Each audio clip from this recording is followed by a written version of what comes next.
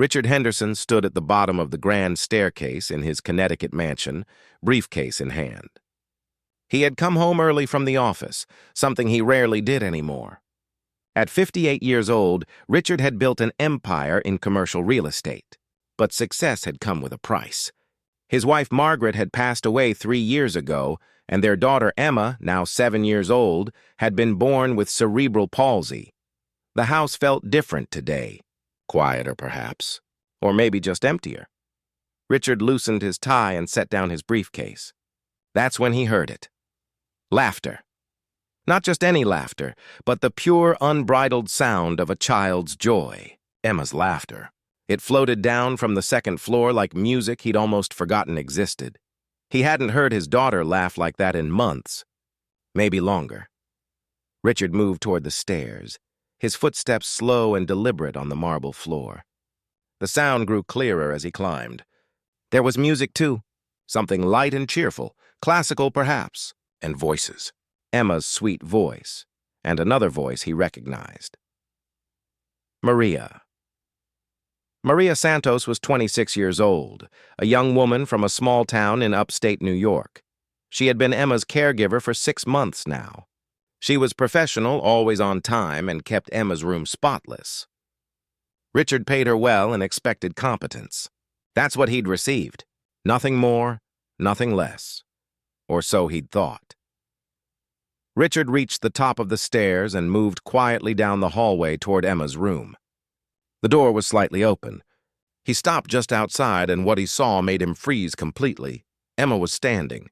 Well, not quite standing on her own, but she was upright, using her small blue crutches for support. She wore her favorite cream-colored dress, the one with the little purple bow that matched the lavender clip in her blonde curls. Her face was radiant, glowing with happiness, and there was Maria, kneeling on the floor in her simple blue and white caregiver's uniform, her blonde hair pulled back in a ponytail. She was smiling, her hands raised in encouragement, moving gently to the rhythm of the music. "That's it, Emma," Maria said softly. "Just like we practiced. 1, 2, 3. You're doing beautifully." Emma took a small step forward. Then another. She was dancing, or something close to it. A gentle, swaying movement supported by her crutches, following Maria's guidance. "I'm dancing," Emma said, her voice filled with wonder. "Like Mommy used to do." Richard felt something catch in his throat. Margaret had loved to dance. She used to dance with Emma when she was a baby, holding her close, spinning slowly around the nursery. After Emma's diagnosis, after they learned about the challenges their daughter would face, Margaret had never stopped believing Emma could do anything she set her mind to. But after Margaret died, Richard had stopped believing in much of anything beyond quarterly reports and business deals. Maria stood up now, careful and graceful, and took Emma's small hands in hers. "Your mommy sounds like she was a wonderful dancer," Maria said. "And you know what? You are too." "Really?" Emma asked. "Really, truly," Maria assured her. "Because dancing isn't just about how you move your feet. It's about how you feel in your heart. And your heart, sweet girl, knows how to dance beautifully." Richard stepped back from the doorway, his hand pressed against the wall for support. He felt dizzy suddenly, not from illness, but from the weight of realization. How long had it been since he'd really talked to Emma? Not just asked if she'd eaten her dinner or finished her therapy exercises, but really talked to her, played with her, made her laugh? He'd been so consumed by grief, by work, by the endless responsibility of keeping everything together, that he'd forgotten the most important thing. Emma wasn't just surviving. She needed to live, to laugh, to dance, even if her dance looked different from other children's dances.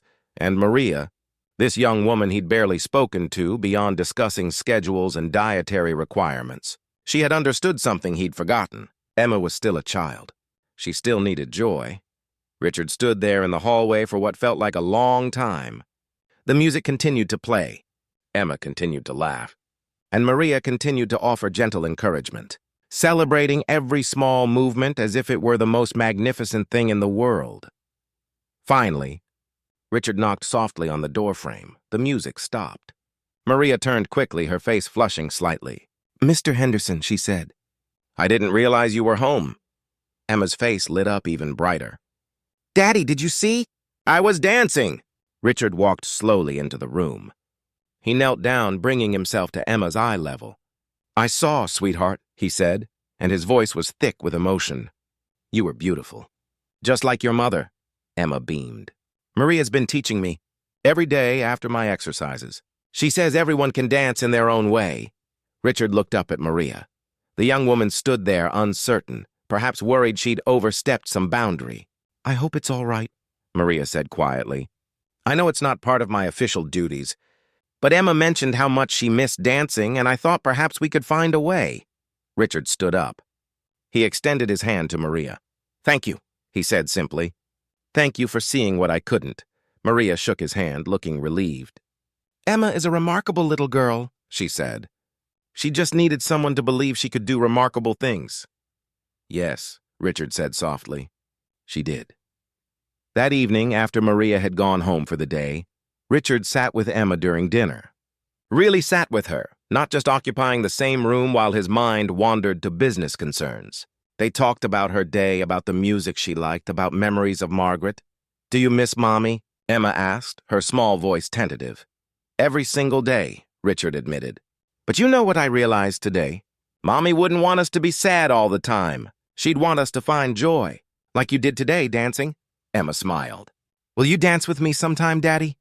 Richard felt his eyes growing damp. I would love that, sweetheart. I would absolutely love that. In the weeks that followed, Richard made changes. He left work earlier. He asked Maria if she would stay for dinner sometimes, and the three of them would eat together. He learned that Maria had grown up caring for her younger brother, who also had special needs. She understood, in a way Richard was only beginning to, that disability didn't mean inability. It just meant finding different ways.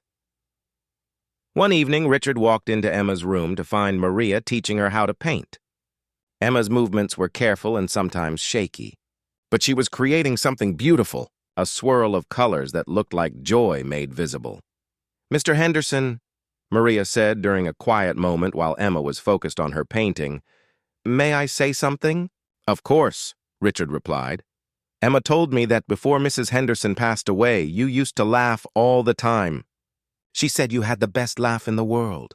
Maria paused. I think Emma would really love to hear that laugh again. Richard looked at his daughter, concentrating so intently on her artwork, her tongue peeking out slightly as she worked.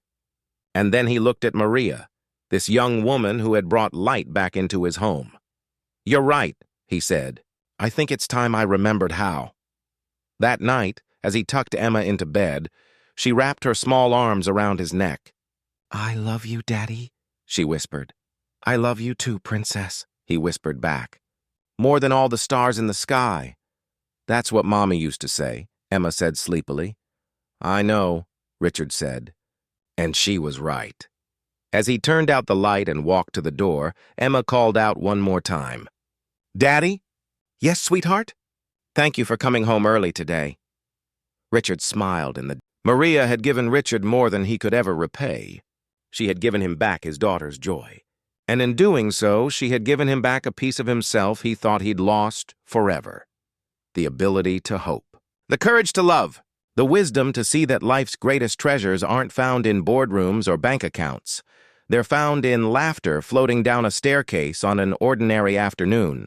They're found in a child's dance, different but no less beautiful. They're found in the kindness of someone who sees not what a person cannot do, but everything they can. Richard Henderson learned that day that wealth isn't measured in dollars. It's measured in moments, in laughter, in love, and in the grace of never giving up on joy.